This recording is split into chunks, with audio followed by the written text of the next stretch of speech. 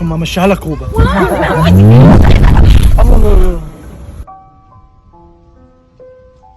يلا يخرب بيتك فضحتينا يابا في ايه يا عم انت؟ ايه يا بابا مالك سرحان في ايه كده؟ ايه معاك يا مودي؟ معاه بس سرحان في البت بتاعت الايفون. لا حلو انت قول له. انت سرحان في الايفون بتاع البت لما وقعت كده. لا اكيد مش كده والله. طب انا عايز اقول لك على حاجه، البت دي انا عارفها اصلا، بتصلي معانا في الكنيسه. في الكنيسه؟ بنتي يا روح، مش جبت رقم الواد اللي بيخلص المراجعات؟ بتهزري؟ ده بيقول انه جامد جدا. بقولك انت تكلميه بسرعه. ايوه كلميه. لا كده يا مودي، انت جايب التيشيرت ده منين؟ التيشيرت ده من باب صلاح اللي عندنا في امبابه. عايز واحد زي اجيب لك؟ اه والله حلو قوي يا مودي. هنصرف مبقاش عليك.